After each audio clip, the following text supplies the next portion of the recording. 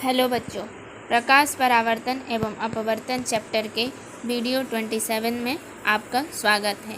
इस वीडियो में हम दर्पण सूत्र और आवर्धन के बारे में पढ़ेंगे। पहले जानते हैं दर्पण सूत्र।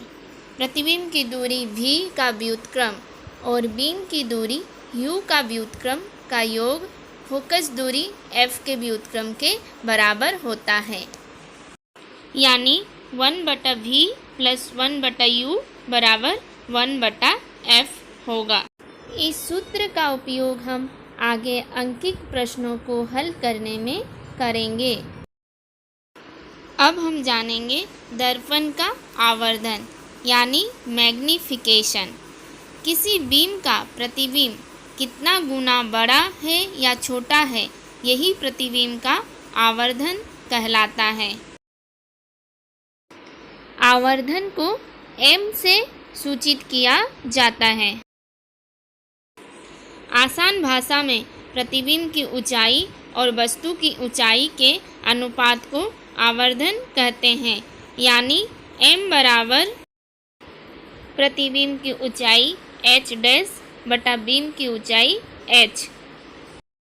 प्रतिबिंब की ऊंचाई को h डैश से सूचित किया जाता है और बीम की ऊंचाई को h से, तो m बराबर h डैश बटा h। या तो प्रतिबिंब की दूरी और वस्तु की दूरी के टर्म पर लिखेंगे तो m बराबर होगा -v/u।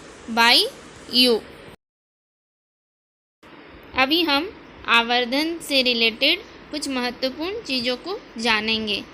m बराबर h डैश बटा h होता है, अतः हम कह सकते हैं कि आवर्धन यह बताता है कि किसी वस्तु का प्रतिबिंब उस वस्तु की अपेक्षा कितना बड़ा है या छोटा है। उदाहरण के लिए मान लेते हैं यदि m बराबर 2 है तो h डैश बटा h बराबर 2 होगा, तो यानी h डैश बराबर 2h। तो हम कह सकते हैं कि प्रतिबिंब बीम से 2 गुना आकार का बड़ा है। अब यदि मानते हैं m बराबर हाफ, तो h डैश बराबर हाफ h, यानी प्रतिबिंब बीम से हाफ साइज छोटा है। यदि आवर्धन का मान 1 है तो इससे यह स्पष्ट होता है कि प्रतिबिंब की ऊंचाई वस्तु की ऊंचाई के बराबर है। m बराबर 1 तो h डैश बराबर h, प्रतिबिंब की ऊंचाई बराबर वस्तु की ऊंचाई। यदि आवर्धन का मान 1 से अधिक है तो प्रतिबिंब की ऊंचाई वस्तु की ऊंचाई से अधिक है, अर्थात प्रतिबिंब वस्तु से बड़ा बन रहा है। ये चीज़ हमने पहले ही देख लिया था जब हम m का मान 2 बैठाए थे। यदि आवर्धन का मान 1 से कम है तो प्रतिबिंब की ऊंचाई वस्तु की ऊंचाई से कम है, अर्थात प्रतिबिंब वस्तु से छोटा है। जब m का मान हम हाफ बैठाए थे तब हम ये चीज़ देख लिए थे। बहुत ही इम्पोर्टेंट चौथा नंबर, यदि आवर्धन का मान धनात्मक है तो, यानी m प्लस में होगा तब। इसका मतलब है बीम और प्रतिबिंब दोनों ही सीधा है। बीम तो हमेशा सीधा ही होगा, पर प्रतिबिंब भी सीधा होगा। सीधा प्रतिबिंब कब होता है?